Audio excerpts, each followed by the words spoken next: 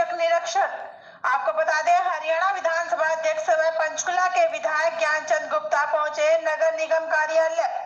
आपको बता दें, ज्ञानचंद गुप्ता ने पूछा, निगम कमिश्नर कार्यालय में मौजूद क्यों नहीं है। वही कर रहे हैं, अभी धीरे धीरे करेंगे। मैंने 2 ही विषय लिए थे आज। अच्छा जी। अगले 10 दिन के बाद फिर यहाँ मीटिंग होगी। तो हमने कहा कि जब तक कितने डिस्कनेक्ट हुए हैं कनेक्शन, कितने टावर डिस्कनेक्ट हुए हैं, उसके बारे में जानकारी भी मिल जाएगी। और 2 आज नगर निगम कार्यालय पंचकुला में आपने औचक निरीक्षण किया है, किस तरीके की क्या जो है वो आपने यहाँ पर चीजें देखी है, क्या कहना चाहिए? देखिए, आज नगर निगम पंचकुला में मेरे पास कुछ जानकारी आ रही थी, कुछ शिकायतें आ रही थी कि जो रेवेन्यू को लेकर के सिंसियरिटी चाहिए या रेवेन्यू को ठीक तरीके से कलेक्ट नहीं किया जा रहा। पर्टिकुलरली 2 चीजों को लेकर के, एक तो जो हमारे यहाँ टावर्स लगे हुए हैं डिफरेंट कंपनीज के, चाहे वो जियो है, इंडस है, एयरटेल है, वोडाफोन है, बीएसएनएल है और एटीसी टेलीकॉम। ये 6 कंपनियों के टावर लगे हुए हैं। लेकिन 5-5 साल से जो टावर लगे हुए हैं, उन्होंने जो नगर निगम की फीस थी, जो नगर निगम के चार्जेस थे, वो पिछले साल तक कोई पैसा जमा नहीं कराया। इस 1 साल के अंदर, जब से नगर निगम के अंदर कुलभूषण जी मेयर आए, लगभग 5 करोड़ रुपए, चाहे वो लाइंस को लेकर के या टावर को लेकर के, वो रिकवर किए गए। लेकिन जो मुझे बड़ी हैरानी भी है कि यहाँ टोटल 318 टावर हैं जो शहर के अंदर लगे हुए हैं,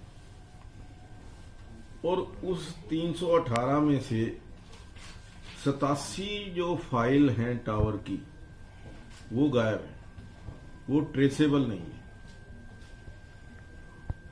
जिस चीज की फाइल ही नहीं है, ट्रेसेबल नहीं है, तो उसकी रिकवरी कैसे होगी?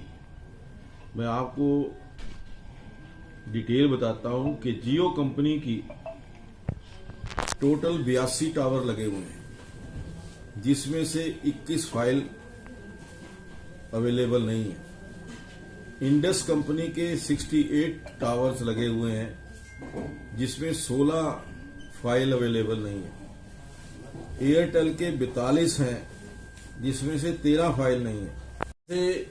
जो हमारी ये लाइन डली हुई है, चाहे वो एयरटेल की है, जियो की है, कनेक्ट की है, फॉक्ससेल की है, आइडिया की है, वोडाफोन की है, और प्राइवेट केबल कनेक्शन भी हैं, उनका भी जो देखा है कि कोई रिकॉर्ड अवेलेबल जो होना चाहिए, वो पूरी तरह से रिकॉर्ड अवेलेबल नहीं है। और उनसे कितना हमारा पैसा हमने रिकवर करना है,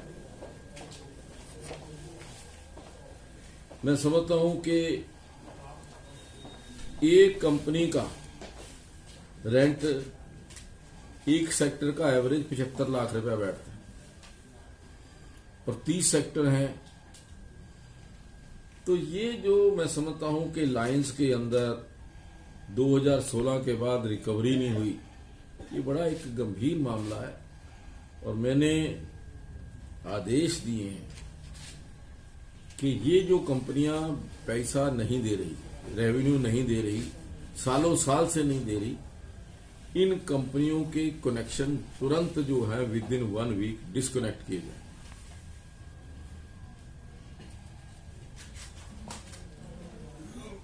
और इसके साथ साथ एक बड़ा अहम मुद्दा कि जो हमारी यहाँ रेवेन्यू कमेटी बनी हुई है, रेवेन्यू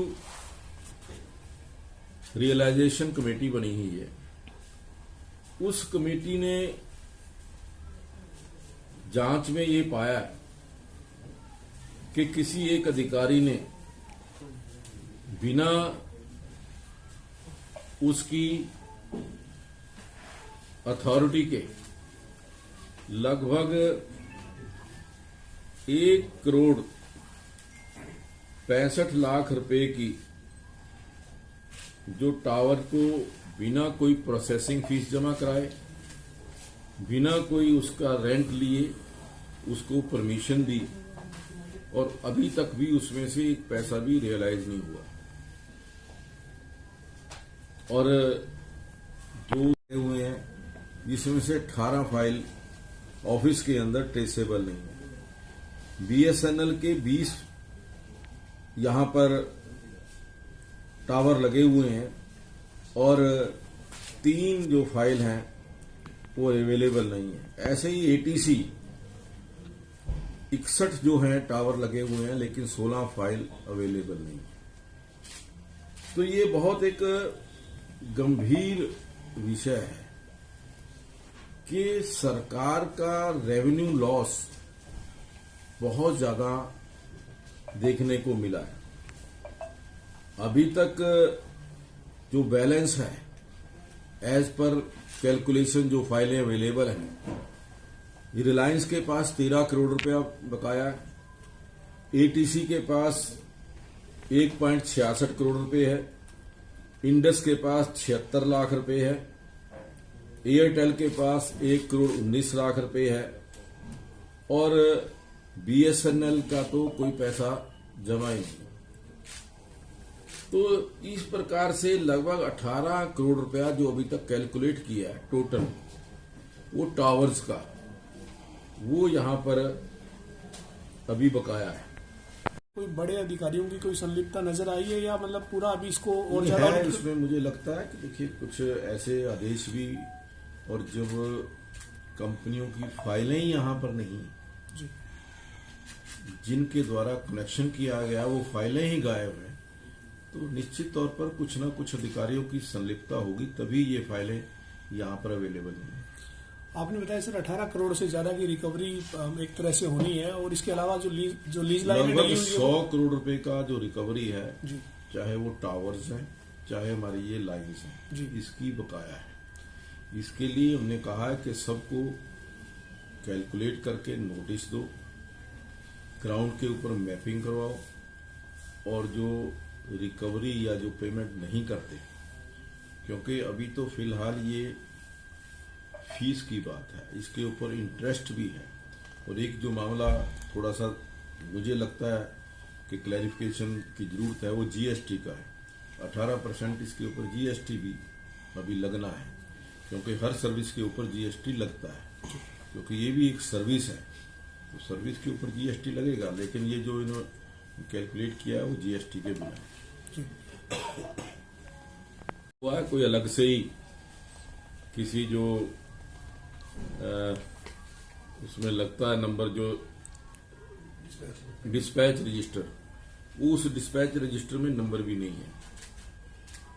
तो इस प्रकार का ये मामला सामने आया। मैं समझता हूं कि बिना पैसा जमा कराए 1 रुपया भी और परमिशन दे देना नियमों के खिलाफ है। ये सारे नियमों की कॉपियां भी मेरे पास हैं कि बिना पैसे जमा कराए या बिना कोई भी कंपनी जो है वो लाइन जो है वो डाल नहीं सकती।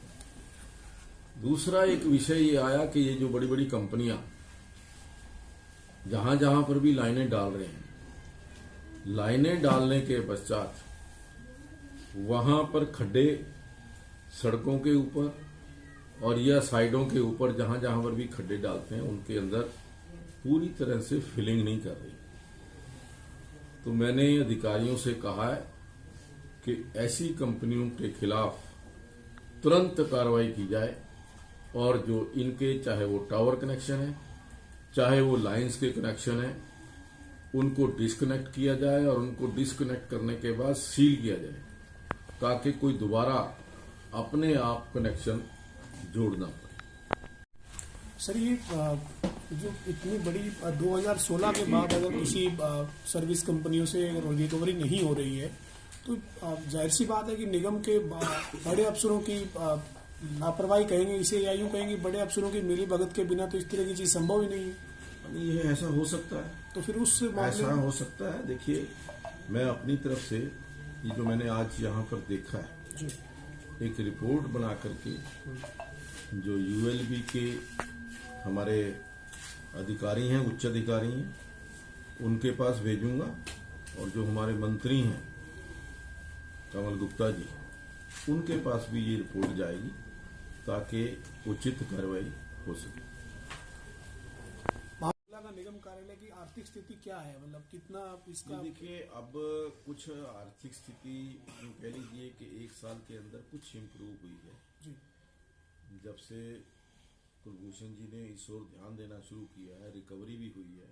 टोटल रिकवरी 12 करोड़ की, 10 करोड़ की होगी लाइन और टावर। 10 करोड़ की रिकवरी एक साल के अंदर इसके साल के अंदर की है। तो लेकिन ये सारा पिछला 16 से लेकर के 20-21 तक था। जो आगे की जो लाइनें, आगे की जो परमिशन दे रहे हैं, उसमें ये ध्यान रखा जा रहा है कि इस प्रकार से कोई गलत परमिशन किसी भी प्रकार से ना हो।